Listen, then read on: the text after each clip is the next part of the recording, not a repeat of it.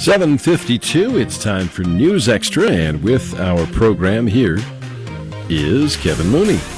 Thank you very much, Dennis. Good morning, everyone. And the Platte Valley Company's Monument Marathon to benefit the WNCC Foundation.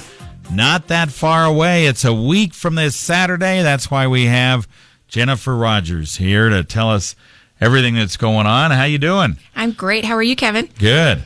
All right. So tell us the latest. How many runners we got? We got a record number again, right? We have a great number again this year. It's 415 participants who've signed up to date, and so we'll have about 90 of our full marathoners. Just for anybody who doesn't know, that's 26.2 miles that they will run on the day of the event. And so the rest of them, of course, are our half marathoners at 13.1. And so we're really excited about the race again this year. It's going to be another fantastic Saturday for us. So far, the weather looks like it's going to hold out and be pretty good on race day. Last year we had some pretty hot conditions, and so it would be nice to have some more cloudy weather, maybe a little bit more like what we see today. But we're just so thankful to the community for all of the volunteers who come out, and of course our wonderful sponsors that help to make this happen every year. Now you have 250 volunteers already ready to go, right? We do, yeah. This is definitely the community's event. It takes a huge number of people out there, not only on race day, but leading up to race day. Yesterday, actually, we had some residents at Heritage Estates, the Next Young Professionals group that got together and helped to stuff our bags for the runners that they get as a part of their registration fee. And so this is really just a great event that anybody can participate in a number of ways, whether you want to walk, run, volunteer, or come out and cheer the participants on race day. So we have something for everybody. We hope everybody will come out and support the runners. All right. The race starts at two different locations, and it ends at a different location for folks that haven't been involved with this before. Tell us kind of the logistics on how that works. Absolutely. Our full marathon course actually starts at the Wildcat Hills Nature Center, and they run down Highway 71 and kind of have a little bit of a different course than what our half marathoners do. The half marathon participants will start at the Rubidoux RV Park just off of Five Rocks Amphitheater, and actually we publish a road impact notice in the Star Herald. The first one went out yesterday. The second one will go out this upcoming Sunday, and so we really encourage people to check that out. Look at the road maps of our two courses and see how your neighborhood or the roads you may need to drive on Saturday are going to be impacted, because of course our number one priority is safety, and we have a great cooperation between all the local safety officials, law enforcement, the Scottsbluff National Monument, the road crews, and everybody who just really helps to make this day happen. But we think there's a good opportunity for people to come out and cheer everyone on who comes across the finish line at Five Rocks Amphitheater.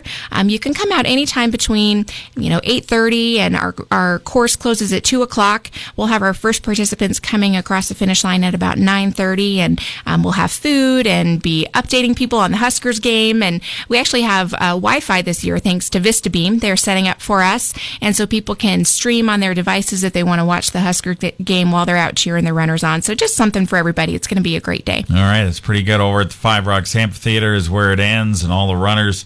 That last part of the route where they kind of have to go down and up a hill, and then they have to kind of run up the parking lot a little bit there at Five Rocks Amphitheater. It's kind of rough, isn't it? It is. We always try to be upfront with our participants. This is not Eastern Nebraska. This is not a flat course that's easy to run. When this was all being set up, they really wanted to make it the most beautiful course possible. And so what that means is some pretty difficult terrain. And you're absolutely right, Kevin, that last bit of the course, they need as much support and cheering and just really enthusiastic people out there to help them get across the finish line. And we're so thankful to have you out there on race day announcing them as they come across. That means a lot to them. Give them a little support there, and bring your cowbells and all that stuff. Absolutely. And of course, you can come and visit our runners and see our booth space at our expo on Friday the 25th. That's open to the public. This year it's at the Gearing Civic Center from noon until 9. We'll have cowbells there for you to pick up if you want to use those to cheer people on, and you can check out all of the great gear that our vendors have available. And then we do actually have a pasta feed for our participants and their support that evening at the Civic Center as well. So it's just a great weekend experience. We hope people will come out, and whether it's cheering people on or volunteering, there's something for everybody. All right. We'll take a break and tell you, we mentioned this benefits the foundation, and we'll explain how that occurs right after this. Do you need a getaway but don't want to pay outrageous gas prices? Do you want a vacation that gives you more bang for your buck? If so, it's time to catch the gaming bus to Deadwood. Deadwood Gulch Gaming Resort has packages from your area starting at $145. Includes transportation, 2 nights lodging, gaming money, meal coupons, and more. Come experience our award-winning customer service. Call 1-800-401-4385 or go to www.deadwoodgulchresort.com for trip dates and more information. Shouldn't everything in life be this easy?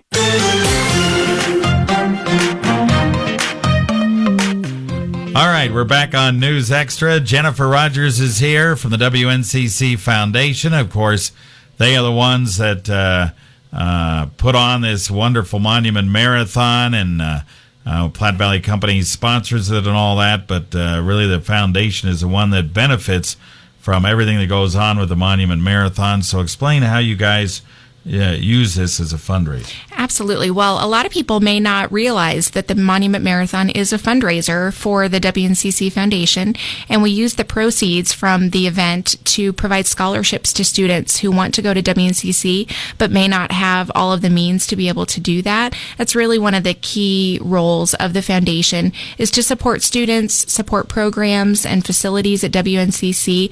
There always seems to be a need for students locally, especially, to be able to go to school. A lot of them want to be debt-free when they come out, which is a great goal in my opinion. And we want to help them achieve their dreams of going to higher education, and WNCC is a great choice for them. And so, all of our wonderful sponsors, and whether you're volunteering or participating, all of that time, energy, and of course the funds that are raised go to help those students. So we're just so thankful for everybody who supports this event. It really does make a difference in the lives of our students. Yeah, some of those other sponsors, in addition to Platte Valley Companies, you got Kelly Bean there, Regional West, NTC. There's just a number of them. Panhandle Co-op's on that list, Americo, Monument Physical Therapy, the Hampton Inn, the Civic Center. So we just have tons of them. And it really helps to have all those sponsors. Oh, it does. And really, it always amazes me every year the way the business leaders in this community step up. And it's not just our event. You saw it with the Balloon Fest a couple of weeks ago, and just all of the other great opportunities that are provided in this community because of our business leaders. So a huge thank you to them. All right, our thanks to Jennifer Rogers. Don't forget Monument Marathon next Saturday here in Scottsbluff.